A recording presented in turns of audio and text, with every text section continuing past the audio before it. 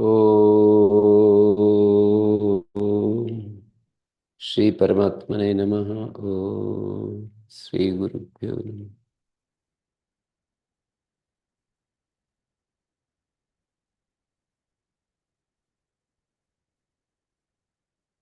प्रत्ययों के साथ जो अनुबंध जुड़े हुए हैं उनका प्रयोजन चल रहा है। प्रत्यय कोई उगित होता है, कोई कित होता है, कोई गीत होता है, कोई गीत होता है, कोई घित होता है, कोई गीत होता है। ऐसे प्रत्ययों के साथ एक एक अनुबंध जुड़े हुए हैं। उनके क्या प्रयोजन हैं, ये बात विचार की जा रही है। प्रत्यय कित के बारे में काफी विचार किया। प्रत्यय उगित के बारे में विचार किया। उगित प्रत्यय होता है तो उगित साम सर्वनाम स्थाने धातु उगितस्य इत्यादि सूत्र लग जाते हैं। जहां जहां भी उगित कहकर कार्य कहा अष्टाध्यायी में, उगितस्य सूत्र जैसे है चौथे अध्याय के पहले पाद में, और छठे अध्याय के तीसरे पाद में भी है एक सूत्र। छठे अध्याय के तीसरे पाद में भी एक उगितस्य सूत्र है।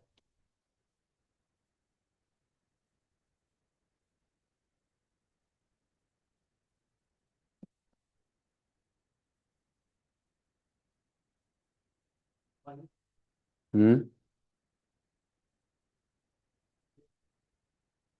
छठे अध्याय के तीसरे पाद की संख्या है 44 सूत्र है। तो उगित कहकर जो कार्य कहे हैं, जैसे 7-1-70 सूत्र है। उगितचाम सर्वनाम स्थाने धातु। और 4-1-6 सूत्र है उगितस्य 4-1-6।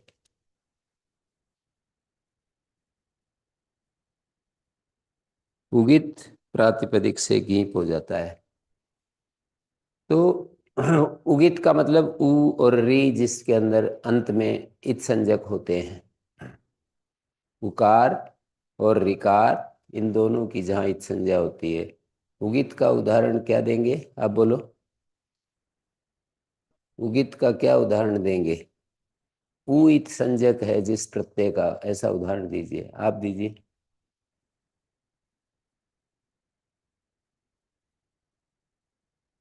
आप दीजिए राहुल जी। सोनू जी। स्वामी जी।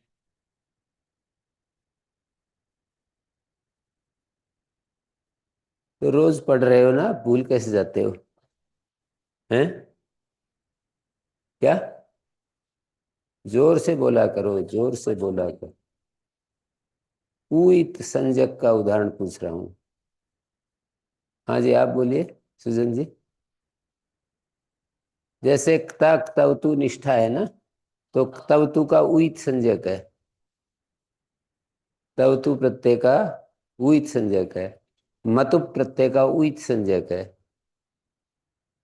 गोमत शब्द बनाते हैं ना, जैसे गो शब्द से गावः सन्ति अस्य, ये इको एंटी हो रहा है, संत्यस्य। गो जस, ये लौकिक विग्रह है। गोमान शब्द है, गोमान।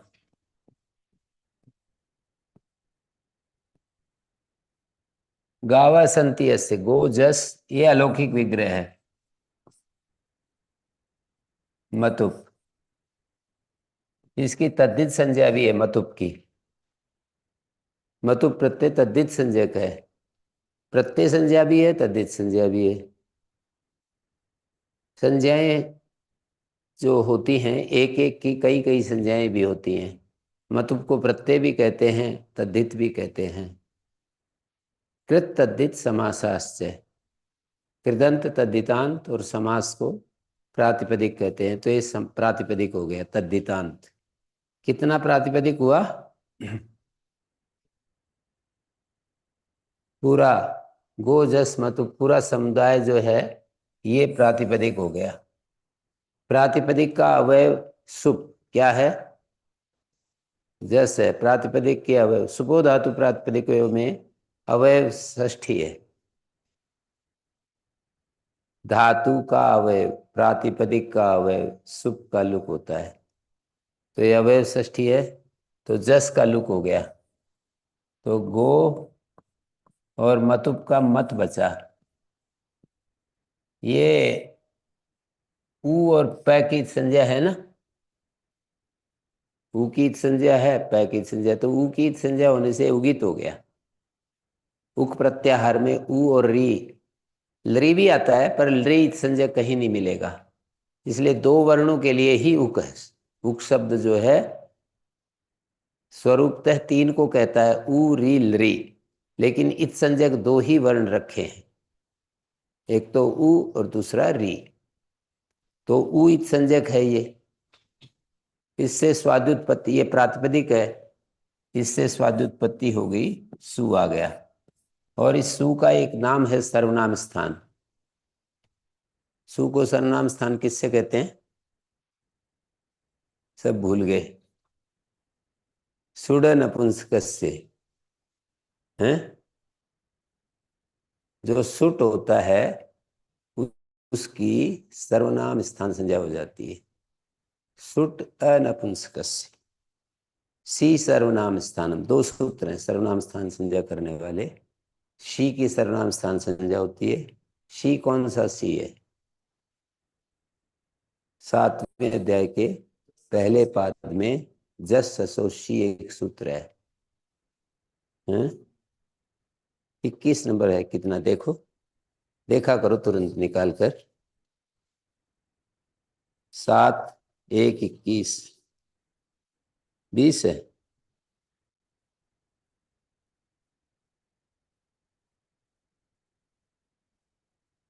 जस ससो शी, हाँ 20 नंबर सूत्र है। तो जस और सस को शी आदेश होता है, कहाँ पर होता है? नपुंसकात की अनुवृत्ति है, नपुंसक अंग से उत्तर, नपुंसक अंग से उत्तर, पंचमी का अर्थ से उत्तर, नपुंसक अंग से उत्तर जस सस के स्थान में शी आदेश होता है। और शी सर्वनाम स्थानम, सी को सर्वनाम स्थान कहते हैं। और सुड नपुंसकस्य, सुट को भी सर्वनाम स्थान कहते हैं, पर वो पुल्लिंग और स्त्रीलिंग संबंधी होना चाहिए। सुट यानी सु ओजस अमोट 5 प्रत्यय जब पुल्लिंग शब्द से उत्तर आएंगे या स्त्री शब्द से उत्तर आएंगे, तब उनका नाम सर्वनाम स्थान होगा। यदि नपुंसक से उत्तर आएंगे तो सर्वनाम स्थान नाम नहीं होगा। सुड अनपुंसकस्य, ठीक है। सु ओजस अमोट, ये जो 5 प्रत्यय हैं, इनका सर्वनाम स्थान नाम होता है। अनपुंसक का क्या अर्थ? अनपुंसकस्य का क्या अर्थ है बताओ? अभी मैंने बताया ना, नपुंसक से संबंधित नहीं होने चाहिए। अनपुंसकस्य का अर्थ है अनपुंसक संबंधी। षष्ठी जब आती है तो उसका अर्थ व्याकरण में एक तो संबंधी अर्थ होता है, अवयव अर्थ होता है, और अवयव और संबंधी में क्या अंतर है? तो अंतर यह है कि जब अवयव होता है तो जैसे वृक्ष की शाखा, ये अवयव है,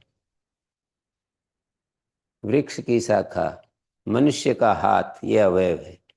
मनुष्य तो ये पूरा शरीर है, उसका ये हाथ है, ये अवयव है।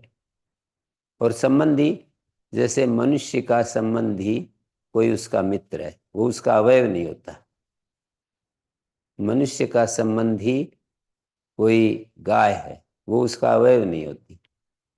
मनुष्य का हाथ, मनुष्य की आंख, मनुष्य के कान, मनुष्य का नाक, मनुष्य का पेट, मनुष्य का उदर, मनुष्य की पीठ, मनुष्य के घुटना, मनुष्य की कोहनी, मनुष्य की अंगुली, ये सब अवयव हैं। लेकिन देवदत्त की अंगुली, देवदत्त का हाथ, ये तो अवयव है। पर मैं कहूं देवदत्त की गाय, तो अवयव नहीं है, संबंधित है। देवदत्त का मित्र, देवदत्त का पुत्र, तो ये संबंधी है। तो व्याकरण में 3 षष्ठी मिलेंगी आपको, एक संबंध षष्ठी, एक अवयव षष्ठी, और एक स्थान षष्ठी, 3 षष्ठी हैं। तो स्थान षष्ठी तो स्थान में अर्थ हो जाता है, अवयव षष्ठी में उसका अवयव ऐसा अर्थ हो जाता है। और संबंधी जैसे यहाँ अनपुंसक संबंधी, तो अनपुंसक का अवयव नहीं होता है वो सु जैसा मोट, अनपुंसक का अवयव नहीं होता, अनपुंसक संबंधी सुट। जब हम ये कहते हैं अनपुंसक संबंधी सुट, तो वो अवयव नहीं होता है। हम्म। नपुंसक से किस प्रसंग में बता रहे हैं गुरुजी? सुड अनपुंसक सूत्र है ना, पहले अध्याय के पहले पाद का 40 नंबर सूत्र देखो। 42।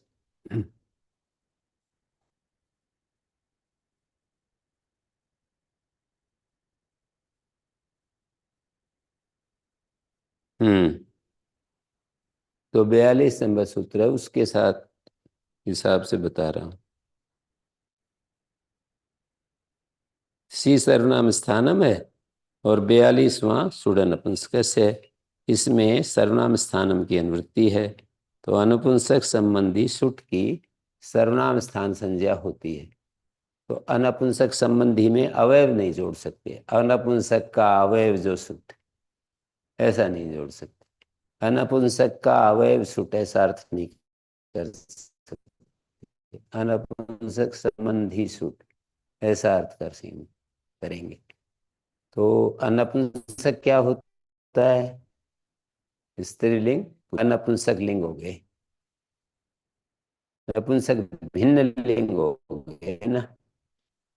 तो अनपुंसक संबंधी सुट की सर्वनाम स्थान संज्ञा होती है।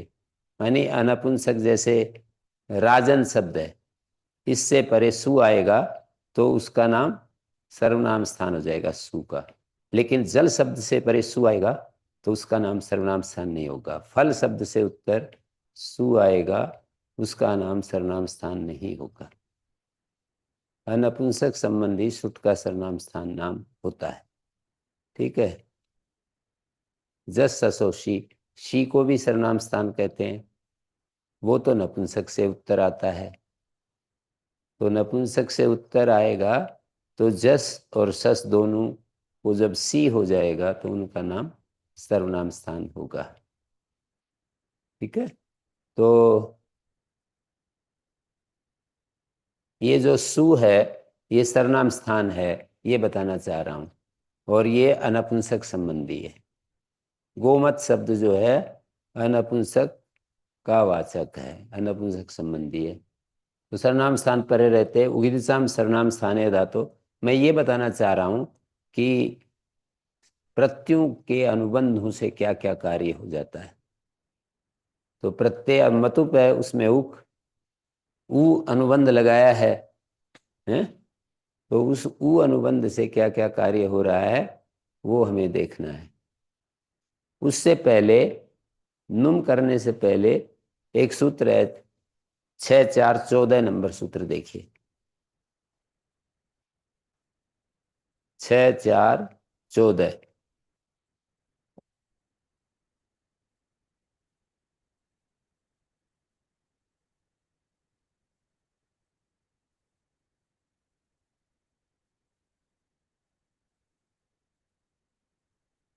अत्व संतस्ता धातु क्या कहता है? अतु अंत वाले और अस अंत वाले अंग को उपधा को दीर्घ हो जाता है। उपधा क्या होती है बताओ? हम्म। हम्म। तो यहाँ पर मतुप में उपधा क्या है? मैं में जो अकार है वो उपधा है ना। हम्म। मैं में जो अकार है वो उपधा है, गोमत का जो अकार है वो उपधा है। तो ये कह रहे हैं कि अतु अंत वाला अंग हो, तो मतुप में अतु अंत वाला अंग हो गया ना। इसके अंग संज्ञा है यस्मात् प्रत्यय विधिस तदादि प्रत्ययंगम।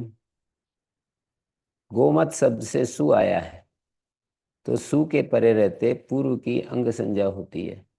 तो यहाँ मतु इसकी अंग संज्ञा होगी, गोमत की है। अतु अंत वाला ये अंग है, अत्वंत अंग है? तो इसको उपधा को दीर्घ हो गया।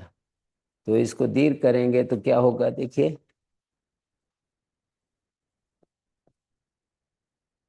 दीर्घ क्या होता है तो ये कौन बताएगा? ऊ कालो सुदीर्घ प्लुता बताएगा, है ना? है तो गोमात स उगिलसाम सर्वनाम स्थाने अधातु 7-1-70 नंबर सूत्र है। 7-1-70 ने कहा कि उगित अंग की उपधा, उगित अंग को नुम आगम हो जाता है। तो नुम कहाँ पर बिठाएं? आगम जो होते हैं वो किसी के पास आकर बैठते हैं, आदेश किसी के स्थान में बैठते हैं, आगम पास में आकर बैठते हैं। तो यहाँ गोमात जो शब्द है, यहाँ नुम आगम कहा है, उगितसाम सर्वनाम स्थाने धातु। तो वो आगम कहाँ पर बैठे? पास में बैठना है उसको। तो मिर्चोन त्याग परा सूत्र है पहले अध्याय के पहले पाद का है। 44 45 कितना है? 46 नंबर सूत्र है। ठीक है। मिर्चोन त्याग परा ये कहता है अंतिम अच से परे मित होता है। तो अंतिम अच गोमात में आ है, तो इससे परे ये नुम और नुम का न शेष रहेगा, नुम का नकार बचेगा। ऊ और मैं की इत संज्ञा हो जाएगी नुम के। ऊ की इत संज्ञा उपदेश जन्नासिकित और मैं की इत संज्ञा हलंत्यम। तो गोमांत और आगे स।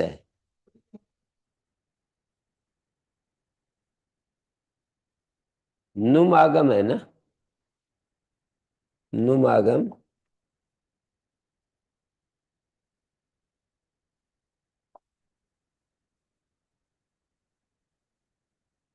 अब आपको दिक्कत नहीं हो रही? अब समझ गए?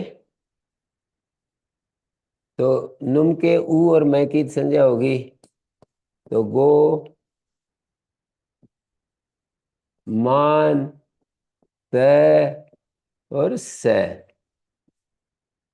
अब दो सूत्र लग रहे हैं। हल क्या जो दीर्घा सुतिस्पृक्तम हल, वो सु का लोप करेगा। हल हलंत शब्द से उत्तर, हलंत प्रातिपदिक से उत्तर, ग्यंत आवंत, दीर्घ ग्यंत और दीर्घ आवंत शब्द से उत्तर अप्रिक्त सु का लोप हो जाता है। अप्रिक्त सु ती और सी का लोप हो जाता है।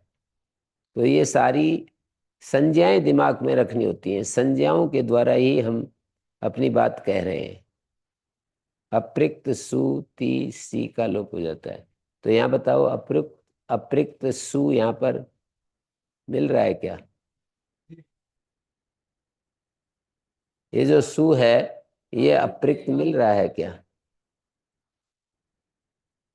अप्रिक्त एकाल प्रत्यय है। एकल प्रत्यय को अप्रिक्त कहते हैं। अप्रिक्त एकाल प्रत्यय कहता है कि एकल वाला प्रत्यय जो होता है वो अप्रिक्त होता है। ठीक है। तो ये अप्रिक्त है और हलंत शब्द से उत्तर है। गोमांत जो शब्द है वो हलंत है।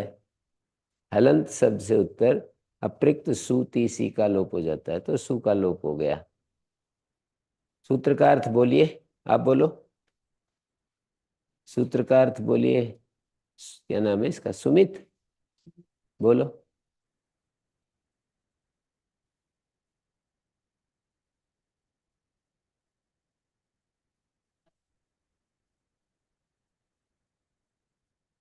बोल नहीं रहा।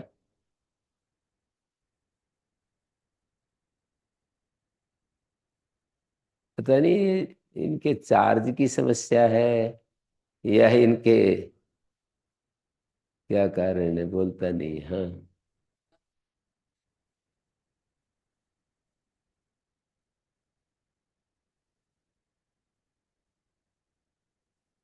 बिल्कुल मुंह के पास करके बोल के दिखाओ एक बार।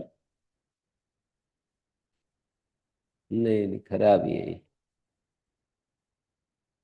हलंत शब्द से उत्तर।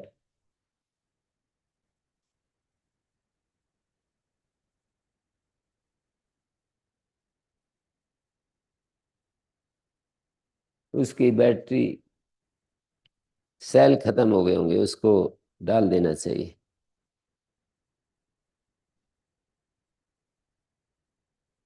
हलंत शब्द से उत्तर।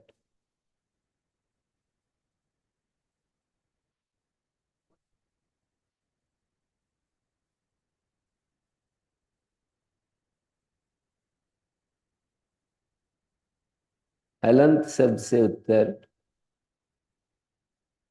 दीर्घ का संबंध गी और आप से जोड़ो। से उत्तर। अप्रयुक्त सूती सी का लोप होता है, क्योंकि आप यदि धीरे बोलोगे तो इसमें नहीं आएगा। पढ़ने वालों के लिए ये भी कर रहे हैं ना प्रबंध, तो वो नहीं आएगा तो फिर वो कनेक्ट नहीं हो पाएंगे। अप्रयुक्त सूती सी का लोप होता है, तो सु का लोप कर दिया, शब्द क्या बचा? सु का लोप हो गया तो शब्द क्या बचा? गोमांत बचा। तो ये न और तय का संयोग है। हलो अनंतरा, अनंतर हल का नाम संयोग। व्यवधान रहित हलों को संयोग कहते हैं। संयोग, संयोगांत से लोप। हलो अनंतरा संयोगाष्टाध्यायी का सूत्र है ना। अनंतर हलों को, व्यवधान रहित हलों का नाम संयोग है। और फिर संयोगांत से लोपा। 8 2 23। 8 2 23 देखो।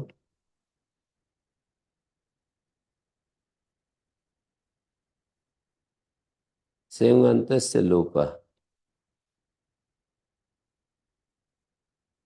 इसमें क्या है? संयुगांत पद का लोप होता है। पदस्य कहाँ से आ रहा है स्वामी जी?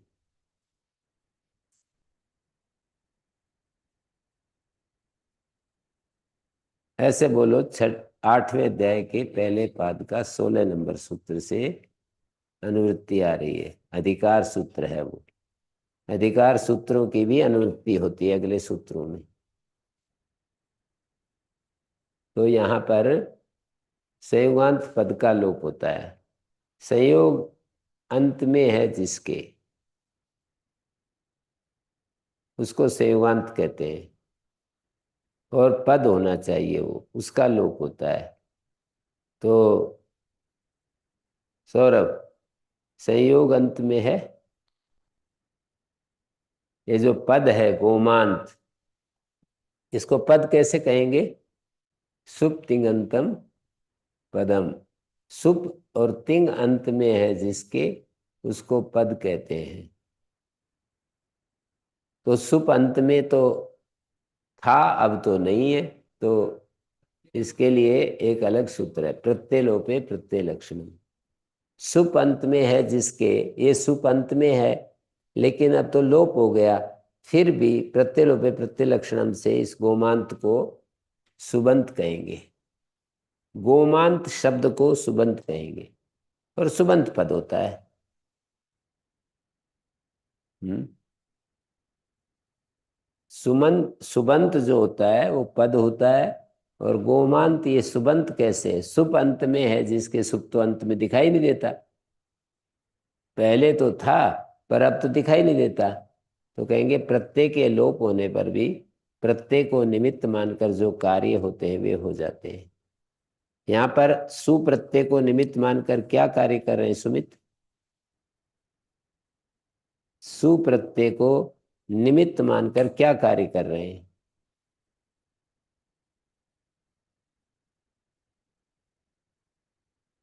सोनू, सु प्रत्यय को निमित्त मानकर क्या कार्य कर रहे हैं? राहुल, क्या कर रहे हैं? सु प्रत्यय को निमित्त मानकर स्वामी जी क्या कार्य कर रहे हैं? हाँ, ऐसे बोलो। तो ऐसे बोलो कि सु प्रत्यय को निमित्त मानकर पद संज्ञा कर रहे हैं। सु के कारण से ही तो पद संज्ञा होती है। सु प्रत्यय के कारण से ही पद संज्ञा होती है। तो सु प्रत्यय को निमित्त मानकर पद संज्ञा कर रहे हैं। तो प्रत्यय लोपे प्रत्यय लक्षणम, प्रत्यय लक्षण है जिस कार्य का, प्रत्यय निमित्त है जिस कार्य का। लक्षण शब्द यहाँ पर निमित्त का वाचक है। प्रत्यय के लोप होने पर प्रत्यय निमित्तक कार्य होता है। प्रत्यय निमित्तक मानी प्रत्यय निमित्त है जिस कार्य का, वह कार्य प्रत्यय के लोप होने पर भी हो जाता है। ठीक हो गया?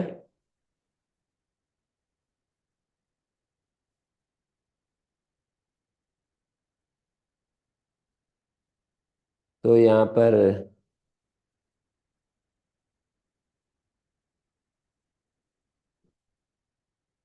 गोमांत सुप्तिंगंतम पदम, गोमांत को पद कहेंगे।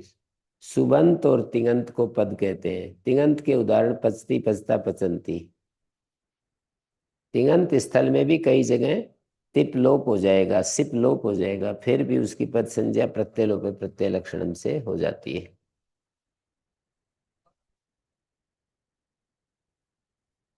नहीं, पद संज्ञा करके पद के अधिकार में पहले संज्ञा करो, फिर उस अधिकार में बताओ कि संयोगांत से लोपा।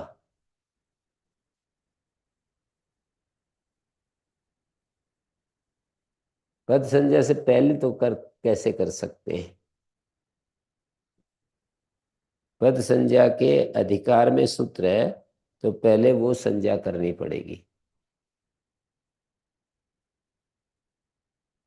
हम्म।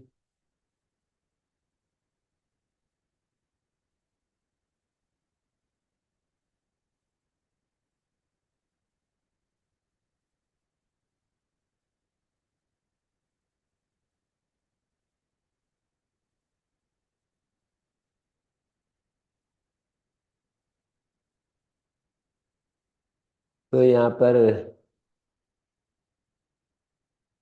सु का लोप हल गया, दीर्घास्तिस्पृक्तम हल से लोप हुआ है। लोप होने पर भी पद संज्ञा हो जाएगी। सुप्तिंगंतम पदम, प्रत्यय लोपे प्रत्यय लक्षण। प्रत्यय के लोप होने पर भी प्रत्यय निमित्तक कार्य हो जाता है। प्रत्यय को निमित्त बना करके जो कार्य, निमित्त मानकर जो कार्य होता है वो हो जाता है। यहाँ पर सु प्रत्यय को निमित्त मानकर क्या कार्य कर रहे हैं सौरभ?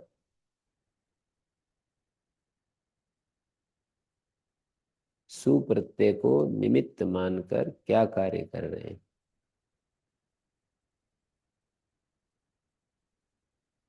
क्या कार्य कर रहे हैं?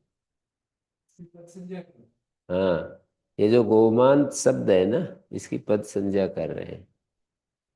सु को मान करके ही होगी ना वो। सुप तिङंतम पदम, सुप अंत में है जिसके, उसको पद कहते हैं। तिङ अंत में है जिसके, उसको पद कहते हैं। तो सु को निमित्त मानकर हम क्या कर रहे हैं? बोलो। पद संज्ञा कर रहे हैं। तो सु का लोप होने पर भी प्रत्यय लोपे प्रत्यय लक्षण, प्रत्यय को निमित्त मानकर, निमित्त का मतलब प्रत्यय को कारण बनाकर, प्रत्यय के कारण से पद संज्ञा होगी। प्रत्यय लोपे प्रत्यय लक्षण, प्रत्यय निमित्त है जिस कार्य। ये जो शब्द होते हैं इनमें जो समास होता है उसके अनुसार ही हमें यह अर्थ करना होता है। प्रत्यय लक्षणम में बहुब्री समास है और लक्षण शब्द का निमित्त अर्थ है। दो बात याद रहेंगी तो समझ में हमेशा याद रहेगा सूत्र। प्रत्यय लोपे प्रत्यय लक्षणम में जो लक्षण शब्द है, इसका प्रत्यय लक्षणम जो शब्द है इसका बहुब्रीहि समास है, और लक्षण शब्द का अर्थ निमित्त है। ये दो बात याद रहनी चाहिए। तो 1 साल बाद भी पूछे तो आपको ये तुरंत कनेक्ट हो जाए कि प्रत्यय लक्षणम में तो बहुब्रीहि समास है, लक्षण शब्द का अर्थ निमित्त है, ये दो बात। इससे लाखों बात हो जाती हैं, पर जब इस रास्ते पर चल पड़े तो लाखों बात भी याद रखनी पड़ेगी। तो सुगंत श्लोक तय का लोप हो गया है। तय का लोप होने से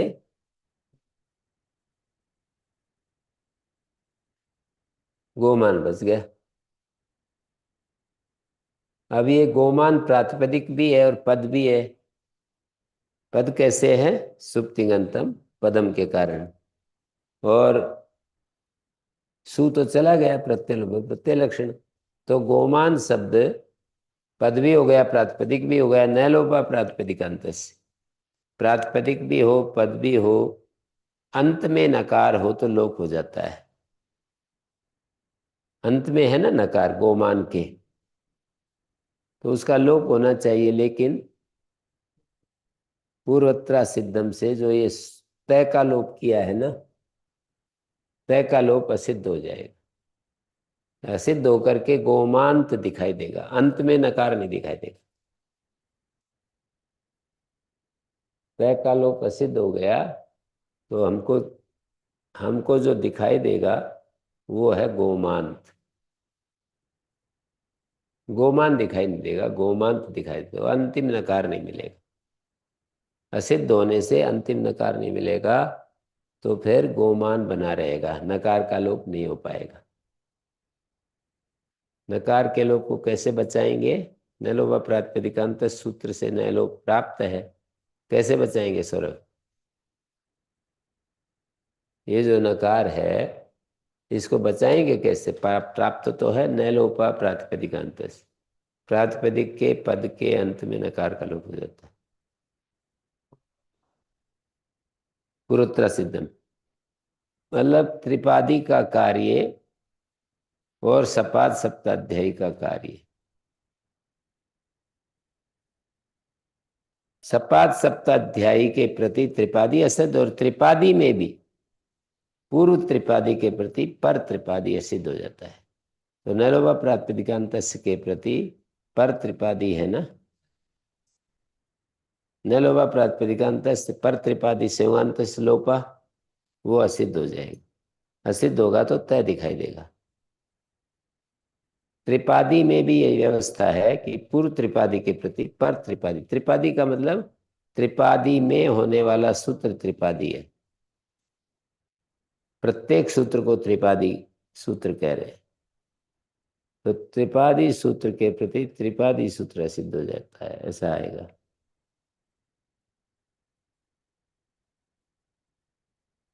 हम्म। तो इतनी बातें यहाँ पर जुड़ी हुई है।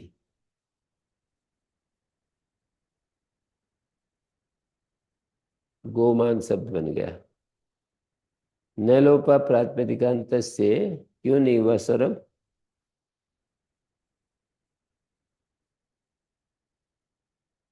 क्यों नहीं हुआ सुमित? ये जो न का लोप है ये क्यों नहीं हो रहा? न लोपा प्रातिपदिकांत सूत्र में जैसे राजान शब्द है, तो राजान में न का लोप होता है तभी तो राजा बनता है। तो यहाँ क्यों नहीं हो रहा न का लोप?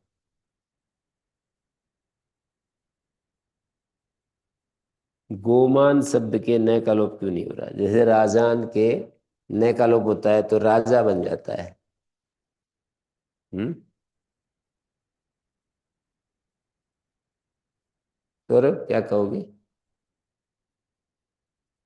ये कहेंगे कि ये तय है ना, तय का लोप असिद्ध हो जाता है।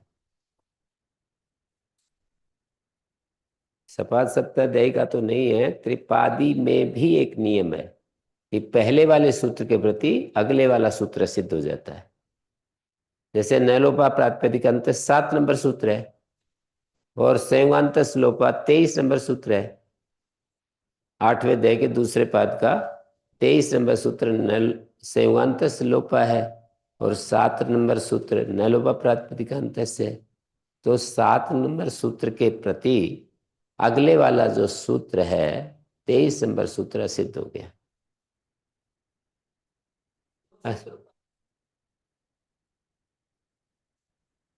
जो सूत्र पहले आएगा उसके प्रति, उसके सामने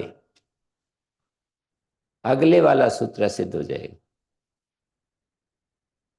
जैसे न लोभा प्रातिपदिकांत या नए का लोभ प्राप्त है ना, तो अगले वाला सूत्र अपना कार्य नहीं करेगा। अगले वाले सूत्र ने यहां कार्य कर रखा है ना, 23 नंबर सूत्र ने यहां कार्य कर रखा है क्या, तकार का लोप किया हुआ है। तो 23 नंबर सूत्र अपना कार्य नहीं करेगा, अर्थात तकार दिखाई देगा, दिखेगा, क्योंकि उस सूत्र ने जो लोप करने वाला सूत्र है न लोपा, न वो संयुगांत लोपा, जो तय का लोप करने वाला सूत्र है वो असिद्ध हो गया। माने वो अपना कार्य जो किया था उसने वापस ले लिया कि मैं नहीं करूंगा। अपने कार्य को वापस ले लिया, इसका मतलब वो जैसा था वैसा रहेगा ना। उसका कार्य क्या है बताओ, तकार का लोप उसका कार्य है। उसने अपने कार्य को वापस लिया, तो इसका मतलब क्या, तकार का लोप नहीं हुआ है। क्या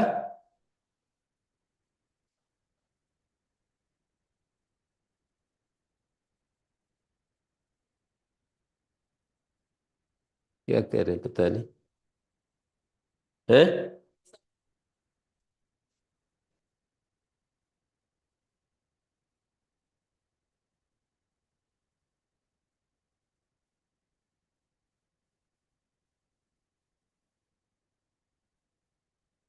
हाँ, सूत्र के सामने असिद्ध होता है, हमारे सामने तो सिद्ध ही रहता है।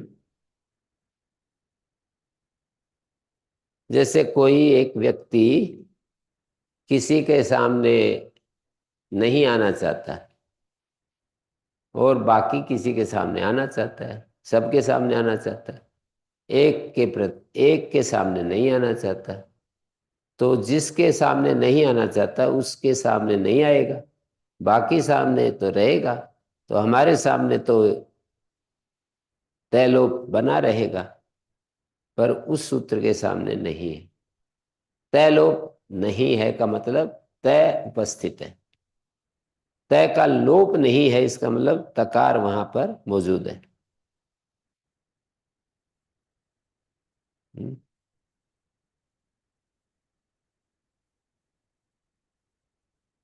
तो गोमान बचेगा। ये उगित कार्य है।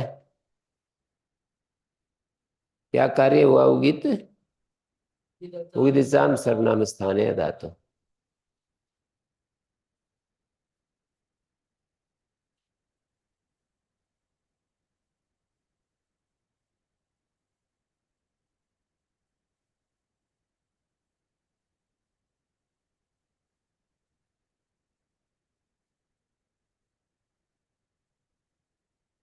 तो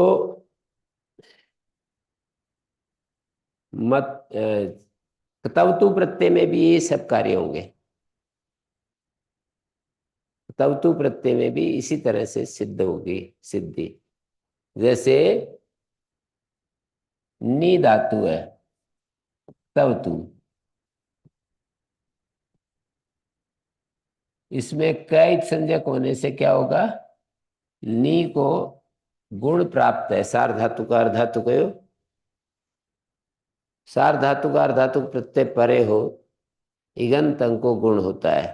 तो ये आर धातु का है, सार धातु का तब तू, तिंग सित सार धातुकम, उससे भिन्न आर धातुक होता है।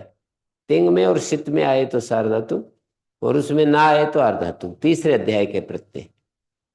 हम्म तो तिंग सित में तो नहीं आता ना, तिप तेज जी सिप तस्ता, 18 प्रत्यय तिंग कहते हैं, और शित माने क्षय तेज इसका। जैसे शित प्रत्यय का उदाहरण, जैसे शप, क्षय तेज इसका। तो ये शीत प्रत्यय नहीं है और तिंग भी नहीं है, तो अर्धातुक पर तिगंतम को गुण होता है। तो किंगति च कित प्रत्यय को मानकर गुण नहीं होता। ये कित प्रत्यय है, इसको मानकर गुण नहीं होगा। कित प्रत्यय को मानकर यदि गुण प्राप्त हो तो वो नहीं होता। तो नीतवान बन गया, नीतवत, नीतवत, और आगे स्वादुत्पत्ति सु, और एक अर्थ में अत्वंत अंग है ये। उकार अनुबंध है, उपदेश जो नासिक संज्ञा है, लेकिन व्यवहार के लिए इसको अतु अंत वाला अंग कहेंगे। अतु कैसे कहेंगे, व में अ है ना, तो अतु हो गया ना। अतु अंत वाले अंग की उपधा को दीर्घ होता है, सु के पर है।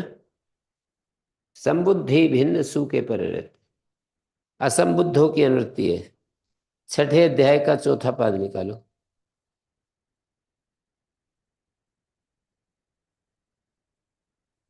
अष्टाध्यायी में 67 पेज पर अत्वसंतश्चा धातु, इस सूत्र में असंबुद्धों की अनुवृत्ति है, 8 नंबर सूत्र से।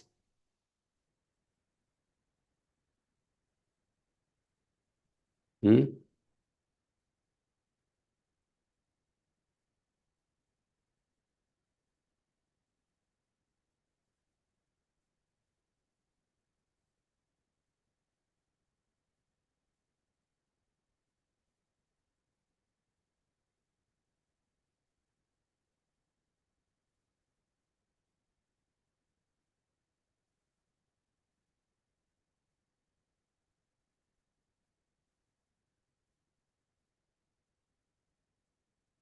ठीक है।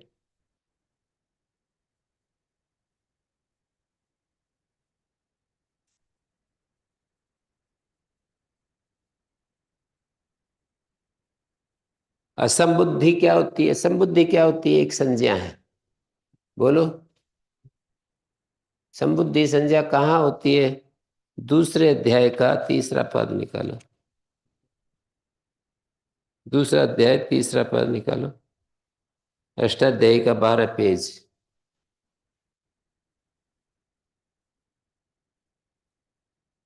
47, 48, 49 नंबर सूत्र है। संबोधन में प्रथमा होती है, ऊपर से प्रथमा की अनुवृत्ति आ रही है? और उससे आगे कहा सामंत्रितम, ये भी एक आमंत्रित संज्ञा है।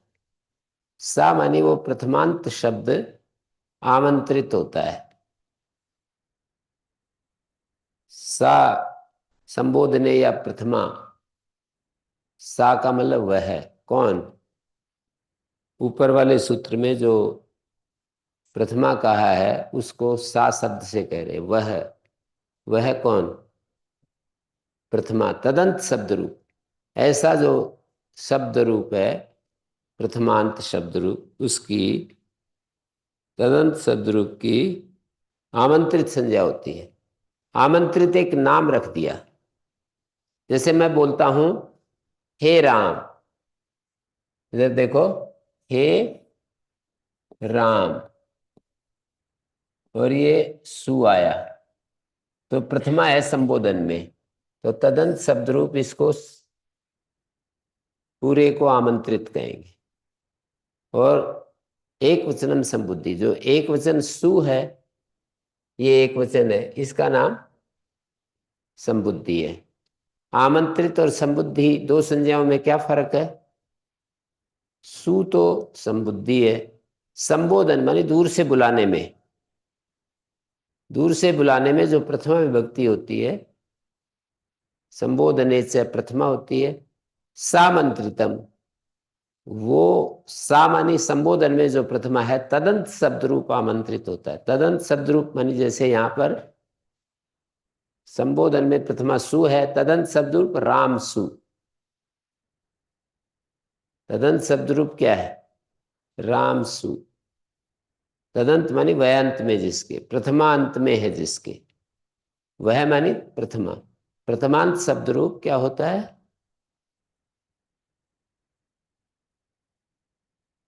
प्रथमांत शब्द रूप क्या होता है? आमंत्रित। आमंत्रित एक वचन संबुद्धि, जो एक वचन है, प्रथमा का एक वचन है ना, सु और जस तीन होते हैं ना एक विभक्ति में, तो जो एक वचन है उसका नाम संबुद्धि है। द्विवचन बहुवचन का नाम संबुद्धि नहीं होगा, एक वचन का नाम संबुद्धि होगा। संबुद्धि भिन्न, अब ये कह रहा है सूत्र, संबुद्धि भिन्न सु के परे रहते। छठे अध्याय के चौथे पाद का 14 नंबर सूत्र, संबुद्धि भिन्न सु के परे रहते। ऊपर से असंबुद्धों की अनुवृत्ति है और 13 नंबर सूत्र से सौ की अनुवृत्ति है, देख रहे हैं अष्टाध्याय के 67 पेज पर। हम्म।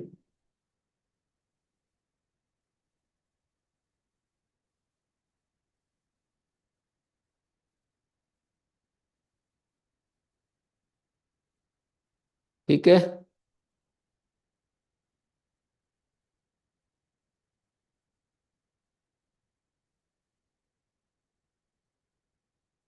मिल गया। क्या बताया मैंने? मैंने ये बतलाया अत्व संतस्ता धातु, अतु अंत वाले और अस अंत वाले अंग को दीर्घ होता है। दीर्घ पिछले पाद से आ रहा है 110 नंबर सूत्र से, 66 पेज पर 110 नंबर सूत्र। डलो पे पूर्व से दीर्घ होना, वहां से दीर्घ आ रहा है। अतु अंत वाले अस अंत वाले अंग को, अंग से आ रहा है, दीर्घ होता है। संबुद्धि भिन्न सु के पर रहते, असंबुद्ध सौ की संबंध जड़े। सु दो तरह का है, एक संबुद्धि रूप है, एक बिना संबुद्धि वाला है। जैसे रामा रामो रामा, ये जो सु है ये संबुद्धि से भिन्न है, और हे राम में जो सु है ये संबुद्धि का है। हे राम और राम रामो रामा में अंतर है ना। हे राम, हे रामौ, हे रामा ये अलग चीज है, और राम रामो राम अलग है। हे राम कहते हैं तो हम संबोधन से बुलाते हैं, अपनी तरफ उसको आकर्षित करते हैं। मैं ये बोलूंगा स्वामी जी, तो वो उनको मेरी तरफ देखना होगा, हैं? संबुद्धि सिर्फ प्रथमा को कहते हैं। द्विवचन बहुवचन को नहीं कहेंगे, द्वितीय नहीं, प्रथमा का एक वचन, प्रथमा का द्विवचन, प्रथमा का बहुवचन, तीन वचन होते हैं ना, तो संबुद्धि प्रथमा के एक वचन को कहेंगे। आमंत्रित तो तीनों को कहेंगे, और तीनों में भी सु और जस को आमंत्रित नहीं कहेंगे, सु जिसके अंत में उस समुदाय को आमंत्रित कहेंगे।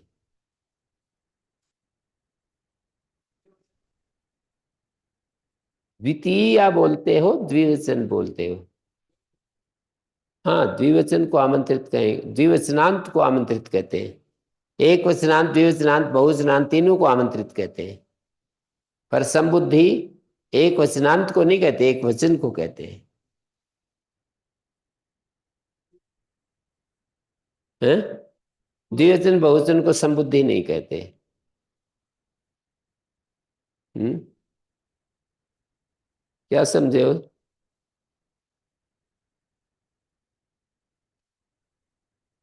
हे राम ये संबोधन है, हे राम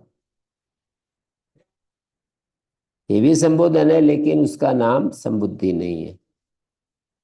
औ का नाम संबुद्धि नहीं है। हे रामा है, ये भी संबोधन, संबुद्धि है नहीं, संबोधन है। संबोधन होते हुए भी जो जस है उसका नाम संबुद्धि नहीं है, केवल सु का नाम संबुद्धि है। आमंत्रित तो तीनों को कहेंगे, सु और जस को नहीं कहते, आमंत्रित पूरे शब्द को कहते हैं। राम रामौ रामा, इसको आमंत्रित कहते हैं। हे राम, हे रामौ, हे रामा। संबुद्धि और आमंत्रित में क्या भेद है? ये प्रश्न है। संबोधन में प्रथमा का एक वचन, ये है संबुद्धि। संबोधन में प्रथमा का एक वचन, ये संबुद्धि है। द्विवचन बहुवचन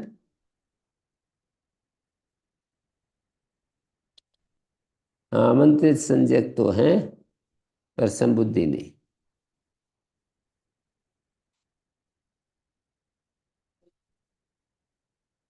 हम्म। हम्म।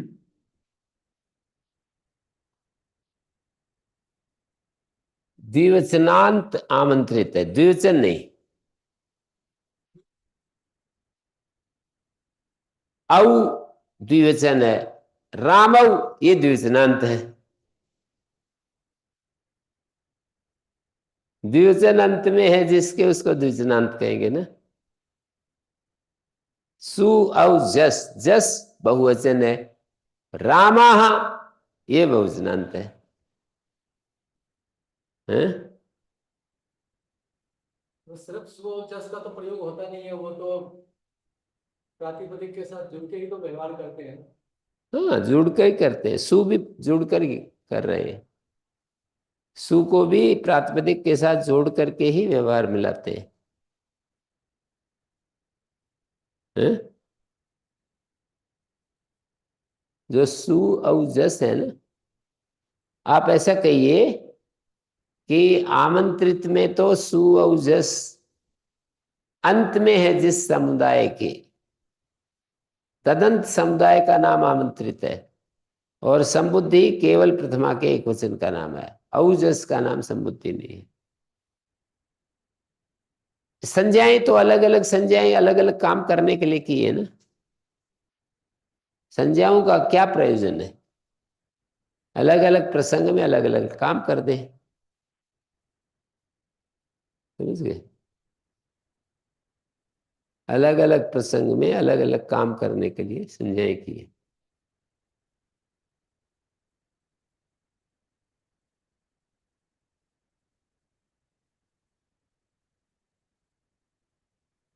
तो यहां पर अतु अंत है ना, कतवतु में अतु अंत में है, अतु, अतु है।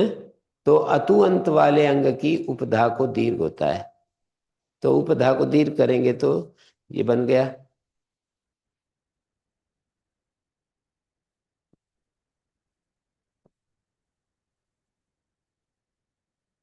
और सु का भी उपदेश अनुनासिक चला गया। ये जो अनुनासिक अच है यहाँ पर दिख नहीं रहा है, ऐसे लगा देते हैं तो अनुनासिक हो जाता है ना। पाणिनि के परंपरा से, प्रतिज्ञा से अनुनासिक निरनुनासिक का पता लगता है। जैसे वय में जो आकार है, तय में जो आकार है, ये अनुनासिक नहीं है, निरनुनासिक है, पर उ अनुनासिक है। तो जो अनुनासिक अच होता है उपदेश में, वो इत्संज्ञक हो जाता है। चित्वात बन गया, फिर उगितसाम सर्वनाम स्थाने धातु, उगित अंग की को नुम आगम हो जाता। उगित अंग है ना, उगित अंग कैसे है? सब भूल गए। कहते हैं 15 दिन यदि व्याकरण को ना छुए तो सब गायब हो जाता है, पढ़ा हुआ सब, इसलिए उसको छोड़ना नहीं होता है। नहीं, व्याकरण विशेष करके 15 दिन, पाक्षिको वैयाकरण है। सौरभ वो एक्सपीरियंस हो रहा है, अनुभव हो रहा है कि 15 ही दिन में सब कुछ भूल भाल गया मैं तो, है। क्या कह रहे? हाँ, बेस कच्चा हो तभी होता है। मैं थोड़ी भूल जाऊंगा 15 दिन में। पढ़ने वाला जो है ना, पढ़ने वाला यदि 15 दिन छोड़ देगा तो भूल जाएगा, कितना ही बेस पक्का हो उसका। पढ़ने वाले का बेस पक्का होने पर भी लगातार यदि वो अभ्यास नहीं कर रहा है तो भूल जाएगा। तो देखो, यहाँ सु के पर रहते, अब नुम आगम करना है, तो क्या हुआ?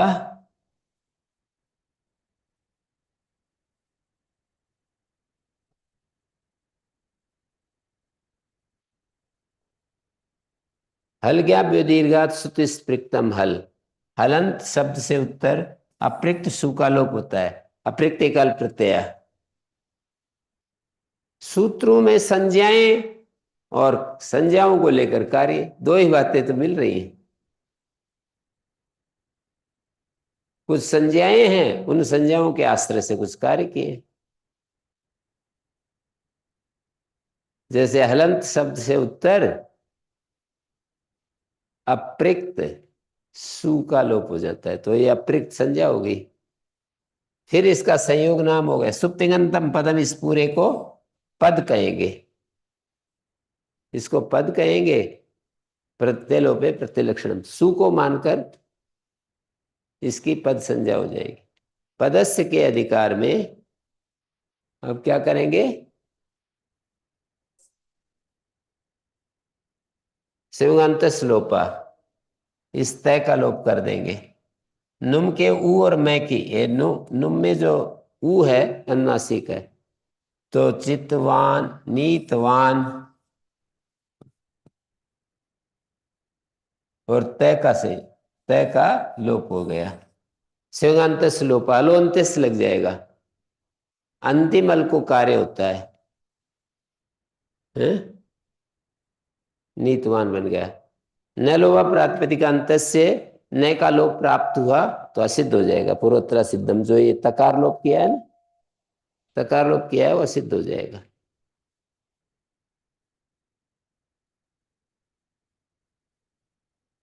तो बार बार हमारा प्रयोजन अभी रोजाना एक ही चल रहा है कि ऊ की संज्ञा होने से ये कार्य हो रहे हैं, और कै की संज्ञा होने से गुण वृद्धि का निषेध, गुण का निषेध हो रहा है।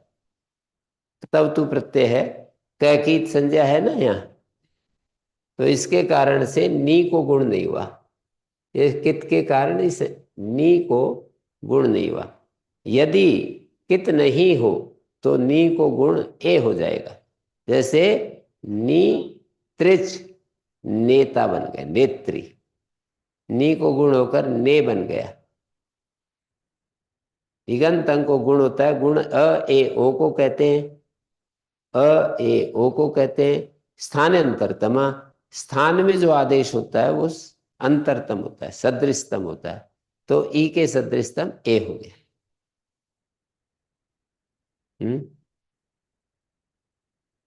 स्पष्ट हुआ ना? नी को गुण ने होता है। ऐसे री इत हो तो भी उगितजाम सूत्र लगेगा और उगितस्य सूत्र लगेगा, दोनों सूत्र लगेंगे। री की संज्ञा होती है ना, क्षत्रिय प्रत्यय में री की संज्ञा होती है।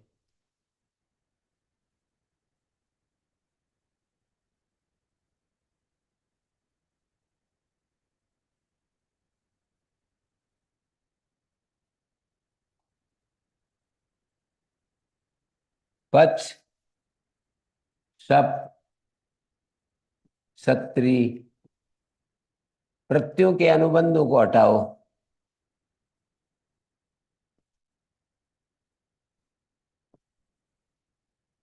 ये री भी हट गए, से भी हट गए। इनका प्रयोजन है ना सबका। री की संज्ञा करने से ये उगित बन गया, उक प्रत्याहार में री आ जाता है, तो ये उगित बन गया है। और इस शय की संज्ञा करने से सार धातुक हो गया। और चूंकि ये पित्त नहीं है, अपित है, तो अपित सार धातु गीतवत होता है। ये क्षत्रिय प्रत्यय अपित सार धातु का गीत जैसा हो गया। और इधर ये शप प्रत्यय पित्त भी है और शित भी है। पैत क्यों लगाया? सार धातु को अपित को रोकने के लिए। सार धातु जो अपित होता है वो गीत होता है ना, तो उसको रोकने के लिए पै लगा दिया। और श क्यों लगाया? सार धातु बनाने के लिए। सार्वधातुक संज्ञा के लिए श लगाया। इन दोनों को अतो गुणे पर रूप हो गया। पच अत, इससे स्वादुत्पत्ति सु आ गया। सु के पर रहते यहां पर सप सेनोर नित्यम, सप और शन संबंधी सत्री प्रत्यय को यहीं पर हो जाएगा फिर तो।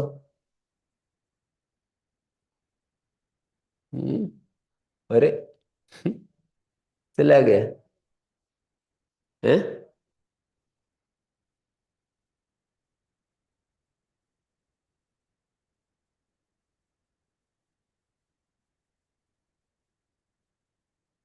तो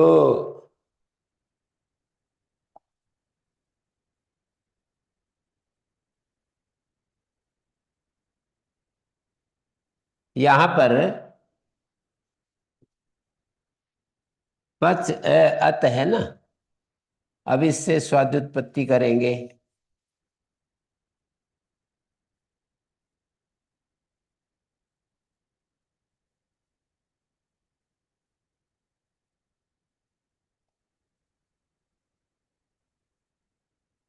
तो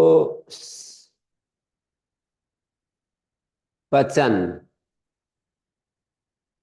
हाँ, स्वादुत्पत्ति करेंगे कि उगित अंग को नुमागम होता है। पच और ये उगित अंग है, तो नुमागम विदुचोन्त्यात्परा।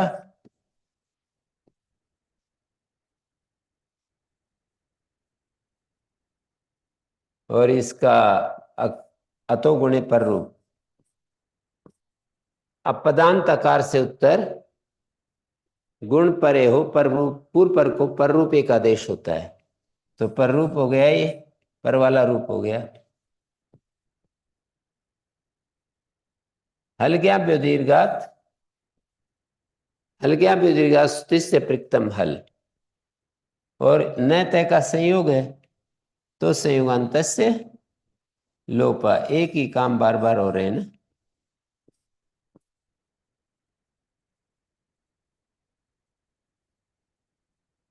स्त्रीलिंग में गीप होता है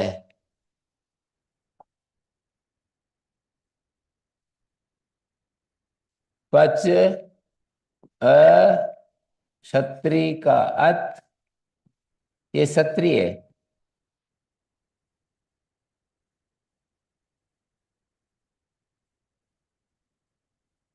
ये शप है।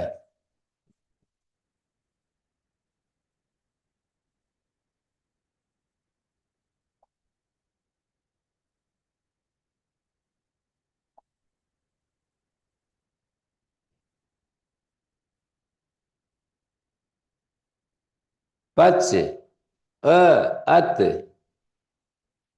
और इससे उत्तर उगित से गीप आ गया। ये उगित है ना, उगित है। री जो है उक प्रत्याहार में आता है, उ री लरी, उगित है ये, गीप हो गया। और गीप के गय की और पै की संज्ञा तो ई बच गया।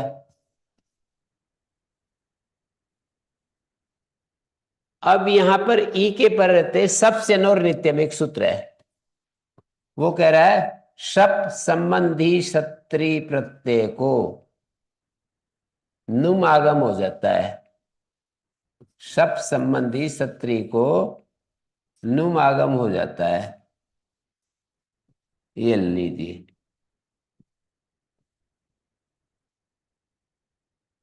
सब संबंधी जो क्षत्रिय है ना अत, उसको नुम हो गया मिर्चोन्त्यात परा, अंतिम अत से परे बैठा।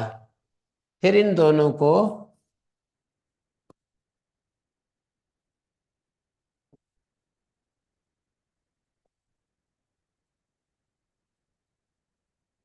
को क्या कार्य हुआ आजाद जी,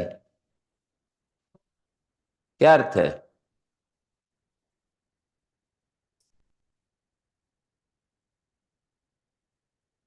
अपदांत आकार से उत्तर। सूत्र का पूरा अर्थ जब तक नहीं दिमाग में होगा, सही उपयोग नहीं ले सकते। अपदांत आकार से उत्तर गुण परे हो तो पूर्व पर को पर रूप एक आदेश होता है। अकासवर्ण दीर्घ में पदांत में करता है, ये अपदांत में करता है।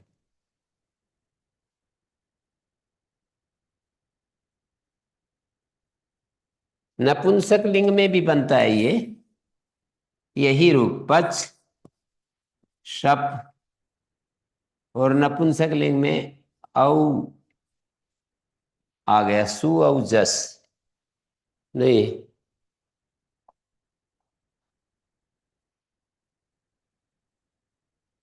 सत्री और औ।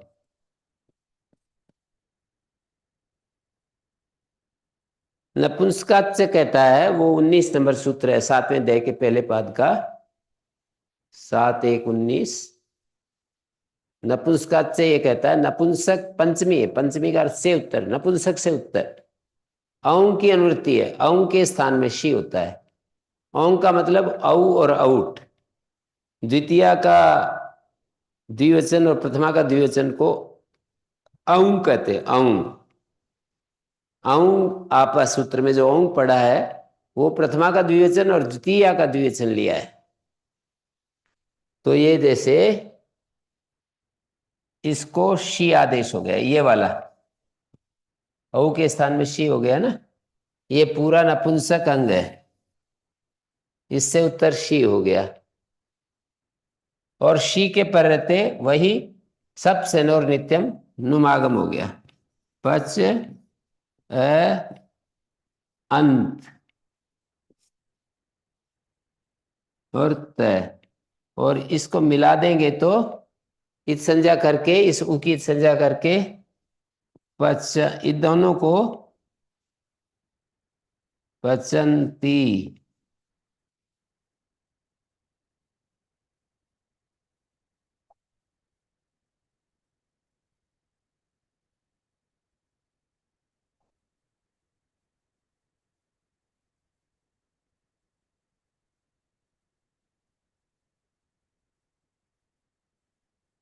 पचंती।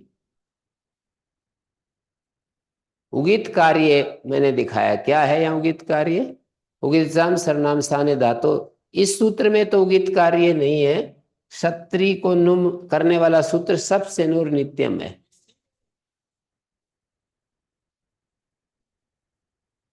क्या?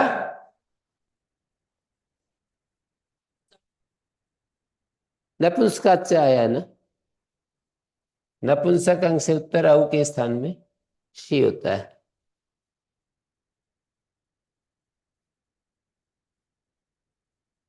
ओम शांति शांति शांति।